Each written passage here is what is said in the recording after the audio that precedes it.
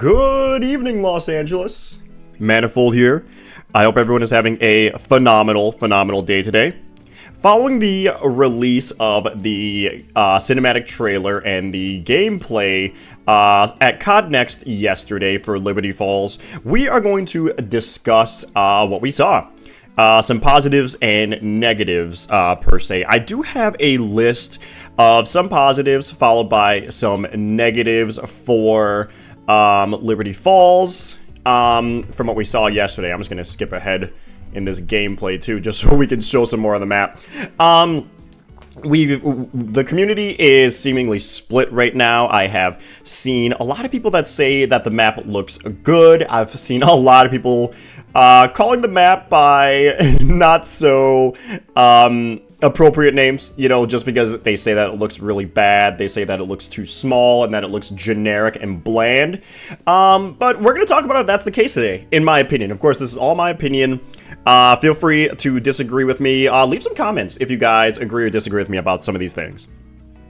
So my first positive following COD Next yesterday, I personally think the map looks good. Now, I didn't say great. I didn't say perfect. I think the map looks good. This is supposed to be the secondary, kind of smaller map that we have to pair alongside Terminus, which Terminus, if you guys don't know, is the massive, gritty map that they have that's going to release alongside Black Ops 6's launch. Terminus is going to be that big, complicated, this is going to be the map that probably kicks everybody's butt map. Liberty Falls is that smaller side map. You know, I have seen people compare the difference between Shadows of Evil and the Giant in Black Ops 3. And from what I've seen, I think that that's a great comparison. Terminus is going to be that big map, complicated, like Shadows of Evil. We're not saying it's exactly the same, but Liberty Falls is going to be that smaller map that's going to be more beginner-friendly to introduce more people into the Zombies experience. Treyarch even said this. They said that Terminus is going to be the bigger map, and I'm fairly certain they said that Liberty Falls is going to be more casual-friendly, per their words. But I still think the map looks fun. I think it looks like there are things that we can do in it. Of course, all of the Easter eggs were disabled yesterday, so we don't even know if there's going to be more play space. There can be more play space. There can be a lot of cool things that are added, you know, in the map alongside these Easter eggs. Now, one negative, I would say about the map, or a potential negative, of course, is that Easter egg. I feel like maps, as weirdly as it sounds, I feel like maps are made or broken, I should say, by their Easter eggs. We have seen great maps with terrible Easter eggs, or great map potentials with terrible Easter eggs. I think of Blood of the Dead. Blood of the Dead, of course, now on launch, Blood of the Dead was terrible. Of course, blue screens, blah, blah, blah. Now that the community's kind of come more around to it, Blood of the Dead is not a terrible map, but that Easter egg is horrendous, as are, in my opinion, most of them in Black Ops 4. Not horrendous as gameplay, but very difficult, very convoluted, and they take a very long time. I think of 9. You know, 9 is a phenomenal gameplay map, but that Easter egg is, whew, especially that raw step. That raw step is horrible, in my opinion. So I feel like this Easter egg is going to make or break this map. If the gameplay is mediocre, you know, per people, I like the map, but if the map is mediocre in most people's eyes and the Easter egg is also, like, not very good or more of a fetch quest, people are not going to like it. But if the Easter egg is good, you know, or, you know, if there's good story elements to it and the steps are entertaining, maybe we'll see, you know, maybe we'll see the community come around. I'm not really sure. But I think the map looks good. I'm just kind of more scared, of course, of the Easter egg. Number 2, the jet gun returns, and it is better than ever. I love to see the jet gun come back and to see it completely overhauled to be this massive powerhouse. I saw some streamers. I saw Dalek, and I think the other one was Hutch, and there was one other individual. He was the first streamer at the event to reach round 50. And he was using the jet gun and the ray gun, and those things were shredding zombies, which I love personally. I love that the wonder weapons are wonder weapons. That's what they should be. I'm not saying they should be completely overpowered, but these guns that we, you know, want to get because they are powerful should be powerful.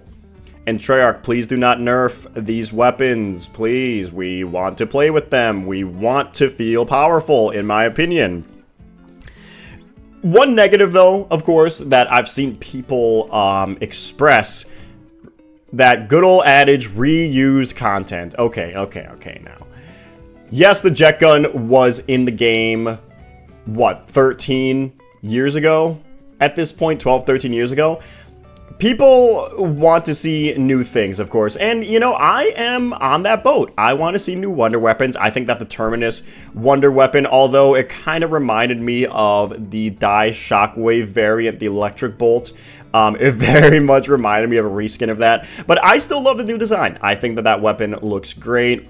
I'm not saying the jet gun doesn't look great. I think the jet gun looks phenomenal. It is extremely powerful. They added the new function for the blast variant with it. But seeing new wonder weapons, I think, would only benefit the game, especially if they are very good. So I definitely am on the boat of like, yeah, the jet gun looks cool, but I really would love to see some new wonder weapons in the game. Another benefit that I feel like is going to help this game is the return of some Cold War mechanics. We see salvage return, but in this case, it's only green salvage. We only see green salvage returning, which is going to upgrade your weapon rarity, of course. I think it's going to also be the way to get AATs now on your gun. No longer do we get points, or do we use points to get AATs, but we use salvage. And now, of course, armor is costing points. I love the Cold War mechanics. I think the Cold War mechanics were great, especially for newer players. But, of course, here we go. The negative is the armor system. I cannot stand that armor system, in my opinion. This is not the Cold War armor system where, you know, you find an armor vest, you equip it, you find armor plates, they automatically equip. This is the Warzone-esque, the Modern Warfare Zombies-esque, where you're going to have to hold down triangle, you're going to have to hold down Y, or whatever button it is on keyboard and mouse.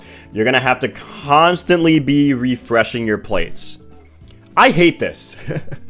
Personally, I hate this mechanic so much.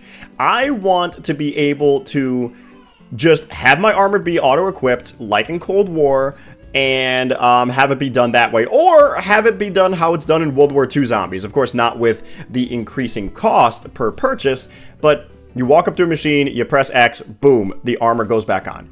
I want that armor system. I am so tired of Warzone elements bleeding into zombies.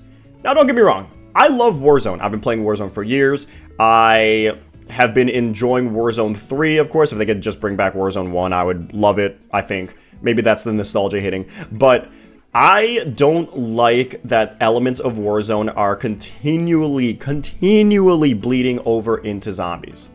Zombies needs to be its own thing, and Warzone needs to be its own thing. We need to keep those things separate, in my opinion. Warzone players are not going to gravitate toward another game mode just because it looks like Warzone. Maybe there's some data that proves otherwise. I guess I'm not sure. But shouldn't there be variety amongst the gameplay? You know, why does everything have to have elements of Warzone? Why do things have to look like Warzone? Why did MW3 have to take place on the Warzone map?